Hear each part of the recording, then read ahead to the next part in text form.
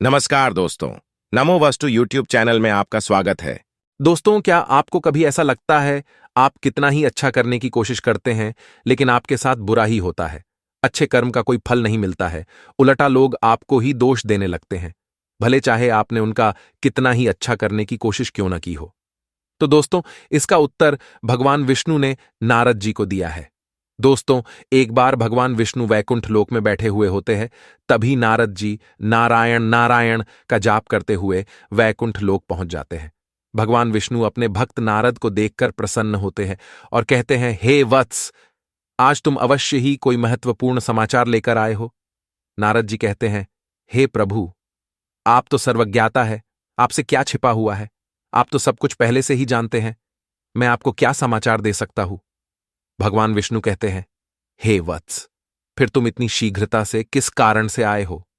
नारद जी कहते हैं, हे प्रभु, आप सब कुछ जानते हैं और मैं किस कारण से आया हूं यह भी आपको पता है, लेकिन फिर भी मैं आपको बताने की चेष्टा करता हूं। हे प्रभु, मैं आपके पास यह जानने के लिए आया हूं कि मनुष्य अच्छे कर्म करने के बाद भी दुखी क्यों रहते हैं। मैं पृथ्वी लोक का भ्रमण करके आया हूं और मैंने कई मनुष्यों को देखा है जो अच्छे कर्म करने के बाद भी दुखी ही रहते हैं, किंतु आपने तो कहा है कि अच्छे कर्मों का फल अच्छा ही मिलता है, तो फिर उन मनुष्यों को जीवन में दुख क्यों मिल रहे हैं? क्या अच्छे कर्म करना पाप है? नारद की बात सुनकर भगवान विष्णु मुस्कुराने लगते हैं और कहते हैं, हे वत्स, तुमने आज बहुत ही महत्वपूर्ण प्रश्न किया है और मैं ये भी जानता हूं कि तुम्हारे मन में यह प्रश्न क्यों उत्पन्न हुआ है। मैं तुम्हारी इस शंका का समाधान अवश्य करूंगा। इस प्रश्न का उत्तर बताने से पहले मैं तुम्हें एक कथा सुनाता हूं। इस कथा को तुम ध्यान से सुनना, तुम्हें तुम्हारे सभी प्रश्नों के उत्तर मिल जाएंगे। नारद जी कहते हैं, हे प्रभु, मैं इस महान कथा को ध्यान से अवश्य सुनूंगा। मेरा यह सौभाग्य है कि आपके मुख से यह कथा मुझे सुनने को मिल रही है। फिर भगवान विष्णु नारद जी को वह कथा सुनाने लगते हैं। हे वत्स, एक समय की बात है, मध्य देश में एक अत्यंत शोभायमान नगरी थी। उस नगरी में एक किसान रहता था। किसान के पास बहुत सारी गायें, बैल और बहुत सारी जमीन थी। किसान नित्य खेत में काम करता था और अपने परिवार का पालन पोषण करता था। उस किसान के पास किसी चीज की कोई कमी नहीं थी। उसके घर में धन धान्य सब कुछ था। उस किसान की 3 संतानें भी थीं जिनसे वह बहुत अधिक प्रेम करता था। किसान ने अपनी संतानों के लिए बहुत सारा धन और संपत्ति इकट्ठा करके रखी थी ताकि उसकी संतानों को कभी दुख ना झेलना पड़े। किसान अपने बेटों से बहुत प्रेम करता था। वह हमेशा उनका ख्याल रखता था। जो चाहिए वह अपने पुत्रों को देता था। उसने अपने संतानों को पढ़ाया लिखाया, जो चाहिए वह किया। फिर जवान होने पर उसने तीनों लड़कों का विवाह भी कर दिया। लेकिन किसान अपने बेटों को कभी कोई काम करने नहीं देता था। उस किसान को हमेशा डर लगा रहता था कि अगर उसके बेटे खेत में काम करेंगे तो बीमार पड़ जाएंगे। अगर उसके बेटे कहीं बाहर काम करेंगे तो उन्हें कष्ट सहन करने पड़ ढेंगे। इसीलिए किसान अपने बेटों को कोई काम नहीं करने देता था, हमेशा अपने बेटों की देखभाल करता रहता था। किसान खुद अकेले ही सारे काम करता था। वह कभी अपने पुत्रों को कोई काम करने को नहीं कहता था। उसे लगता था अगर वह अपने पुत्रों को कोई काम करने को कहेगा तो वे दुखी हो जाएंगे और उसे छोड़कर चले जाएंगे। क्योंकि बचपन से ही किसान ने अपने बेटों को बड़े लाड प्यार से पाला था, हमेशा उनके भले के बारे में ही सोचता था। उसके मन में अपने बच्चों के लिए प्रेम था, लेकिन वह किसान नहीं जानता था कि वह कितनी बड़ी भूल कर रहा है। उसे लगता था कि अगर उसके बच्चे काम करेंगे तो वे सभी बीमार पड़कर मर जाएंगे। इसी डर से उसने अपने बेटों को कभी कोई काम करने नहीं दिया और खुद अकेले ही सारा काम करने लगता था। किसान के लाड़ प्यार के कारण उसके तीनों लड़के अब निकम्मे हो चुके थे। उन्हें कोई भी काम नहीं आता था और व्यावहारिक ज्ञान भी नहीं था कि लोगों के साथ कैसे व्यवहार करना चाहिए। घर पर सब कुछ आसानी से मिल जाता था, तो उन्हें बाहर की दुनिया के बारे में ज्यादा कुछ नहीं पता था। अब किसान बूढ़ा होने लगा था और उसे अपने बच्चों की चिंता सताने लगी थी कि उसकी मृत्यु के बाद उसके पुत्र कैसे जिएंगे। उन्हें कहीं खेत में तो काम करना नहीं पड़ेगा। इसी चिंता से वह किसान हमेशा दुखी रहता था। अब बुढ़ापे में उस किसान से काम नहीं हो पा रहा था, जिससे घर की आमदनी कम होने लगी थी। उसके तीनों पुत्रों का परिवार भी बड़ा हो गया। उनके भी पुत्र पुत्रियां हो गई थीं। अब इतने बड़े परिवार को संभालने के लिए अधिक धन और अनाज की जरूरत पड़ रही थी। लेकिन किसान इतना सब कुछ अकेले नहीं कर पा रहा था, जिससे उसके पुत्र भी अब उससे द्वेष करने लगे थे। सारा दोष वे पुत्र अपने पिता पर ही डालने लगे थे। उस किसान के पुत्रों को अपने पिता पर बहुत क्रोध आने लगा था।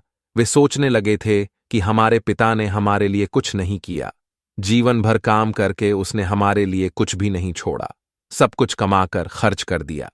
अगर बहुत सारा धन इकट्ठा करके रख देते तो हम जीवन भर बैठकर आराम से खा सकते थे, लेकिन हमारे पिता ने हमारे लिए कुछ भी नहीं किया। भगवान विष्णु कहते हैं, देखो नारद, उस किसान ने बचपन से ही अपने पुत्रों की बहुत अच्छी तरह से देखभाल की थी। उसने उनकी हर मांग पूरी की, उन्हें जो जो चाहिए था वह सब कुछ दिया। उसने उन्हें कभी कोई काम करने नहीं दिया, सारा काम वह अकेले ही करता था। उसने अपने बेटों को कभी कोई कष्ट होने नहीं दिया। उसने अपने बेटों के लिए हमेशा अच्छा ही करने की कोशिश की थी। उसने कभी उनका बुरा करने का विचार तक नहीं किया था। लेकिन इतना सब कुछ होने के बावजूद भी उस किसान के पुत्र उसे भला बुरा ही कहने लगते हैं, सारा दोष अपने पिता पर ही डालने लगते हैं। तो तुम बताओ नारद, अब इसमें गलती उस पिता की है या उसके पुत्रों की? नारद जी आश्चर्य में पड़ जाते हैं और सोचने लगते हैं और कहते हैं, हे प्रभु, उस किसान के पुत्रों की गलती है। उनके पिता ने उनके लिए इतना कुछ किया, अपना पूरा जीवन उन पर नौछावर कर दिया, उन्हें जो चाहिए वह सब कुछ दिया। लेकिन अपने पिता का धन्यवाद करने के बजाय वे अपने पिता को ही दोष दे रहे हैं। फिर भगवान विष्णु कहते हैं, नहीं नारद, इसमें उस किसान के पुत्रों की कोई गलती नहीं है। नारद जी कहते हैं, वो कैसे प्रभु? भगवान विष्णु कहते हैं, हे नारद, मैं तुम्हें समझाता हूं, अब तुम ध्यान से सुनो। हे वत्स, सभी पक्षी एक सुरक्षित घोंसला बनाकर अंडे देते हैं ताकि कोई शिकारी उन्हें ना खा सके। जब अंडों से बच्चे बाहर निकलते हैं तो वह पक्षी उन छोटे छोटे बच्चों को भोजन लाकर देता है। वह पक्षी बहुत मेहनत करता है, इधर उधर भटकता है और अपनी छोंच में अन्न भरकर लाता है और घोंसले में बैठे बच्चों के मुंह में लाकर डालता है। लेकिन कुछ दिनों के बाद उसके वह छोटे बच्चे बड़े होने लगते हैं, उनके पर निकल आते हैं और वे उड़ने की कोशिश करने लगते हैं। धीरे धीरे वे सभी उस घोंसले को छोड़कर उड़ने लगते हैं। तब वह पक्षी उन बच्चों को अन्न की तलाश करना सिखाता है और फिर वे बच्चे खुद उड़कर जाते हैं और भोजन ढूंढकर खाने लगते हैं। उसके बाद वह पक्षी कभी उन बच्चों के लिए भोजन नहीं लाता है। ठीक उसी प्रकार से नारद, उस किसान ने अपने बच्चों का लालन पालन करके उनके साथ अच्छा जरूर किया है, किंतु उसने अपने लड़कों को अपाहिज बना डाला। बालक का 5 वर्षों तक लालन पालन करना चाहिए, 10 वर्षों तक उसका ताड़न करना चाहिए, 10 वर्ष के बाद उसके साथ मित्र की तरह व्यवहार करना चाहिए और जवान हो जाने पर उसे कार्य में लगा देना चाहिए। लेकिन उस किसान ने अपने बच्चों को आलसी और निकम्मा बना डाला। उसने अपने पुत्रों के साथ अच्छा करने का सोचकर उनके जीवन का विनाश कर डाला। इसमें सारा दोष तो उस किसान पर ही जाएगा। भगवान विष्णु कहते हैं, हे नारद, अच्छे कर्म करना अच्छी बात है, किंतु जो व्यक्ति अंधा है ही नहीं, उसका सहारा बनने की क्या आवश्यकता है? जो व्यक्ति लंगड़ा है ही नहीं, उसे पीठ पर बिठाकर चलने की क्या जरूरत है? जो जल में तैर सकता है, उसे नाव में बिठाने की क्या आवश्यकता है? जो खुद अपने हाथ से भोजन कर सकता है, उसे खिलाने की क्या जरूरत है? जो पहले से ही बलवान है, उसकी रक्षा करने का कोई औचित्य नहीं है। किंतु मूढ़बुद्धि मनुष्य निरंतर यह गलती करता है कि वह खुद की मूर्खता को ही अच्छा काम समझने लगता है। किसी धनवान को धन का दान देना अच्छा कर्म नहीं होता है। अच्छा कर्म वही है जहां उसकी जरूरत हो। यदि कोई व्यक्ति अंधा है तो उसे मार्ग पर चलने में मदद करना अच्छा काम होता है। किसी गरीब व्यक्ति को धन का तथा अन्न का दान करना अच्छा कर्म होता है। किसी कमजोर व्यक्ति की रक्षा करना अच्छा कर्म होता है। लेकिन पृथ्वी लोक पर मनुष्य ऐसे लोगों की मदद करते हैं जिन्हें मदद की जरूरत ही नहीं होती और सोचता है कि उसने अच्छा काम किया है। इसी कारण से वे सदैव दुखी रहने लगते हैं। यदि उस किसान ने अपने बच्चों को बचपन से ही खेत में काम करना सिखाया होता तो आज उसके सभी पुत्र खेत में काम करके घर परिवार संभाल रहे होते। लेकिन उस किसान ने ऐसा नहीं किया। उसे लगा अगर वह अपने बच्चों को कोई भी काम करने नहीं देगा, उन्हें कभी कोई कष्ट नहीं देगा, तो बुढ़ापे में उसके पुत्र उसे महान पिता कहेंगे। अपने पिता की प्रशंसा करेंगे कि हमारे पिता ने हमें बड़े प्यार से पाला है, हमें कभी किसी चीज की कमी होने नहीं दी। जो मनुष्य दूसरों से प्रशंसा पाने के लिए अच्छे कर्म करता है तो उसे उस अच्छे कर्म का कोई फल नहीं मिलता। अच्छा कर्म केवल निस्वार्थ भाव से करना चाहिए, उसके बदले में कुछ पाने की उम्मीद नहीं करनी चाहिए। हे नारद, देहधारी मनुष्यों के लिए पुरुषार्थ ही कर्म है, उसे पुरुषार्थ अवश्य ही करना चाहिए। व्रत उपवास की भी समय सीमा निर्धारित होती है, जितने समय का व्रत होता है उतना ही समय वह व्रत करना चाहिए, तभी व्रत का फल मिलता है। व्रत का समय समाप्त होने पर व्रत करने से कोई लाभ नहीं मिलता। एकादशी का व्रत एकादशी को ही किया जाता है, अन्य दिन नहीं किया जाता। ठीक उसी प्रकार से अच्छे कर्म करने की भी समय सीमा निर्धारित होती है। जैसे किसी भूखे को उसका पेट भरने तक ही भोजन खिलाया जा सकता है, किंतु उसका पेट भरने के बाद उसे भोजन देने से वह व्यर्थ ही हो जाएगा। इसीलिए जिसे जितनी मदद की आवश्यकता है केवल उतनी ही मदद करनी चाहिए, वही अच्छा कर्म होता है। किसी प्यासे की प्यास बुझने तक ही उसे पानी पिलाना चाहिए, प्यास बुझ जाने पर उसे पानी नहीं पिलाया जा सकता।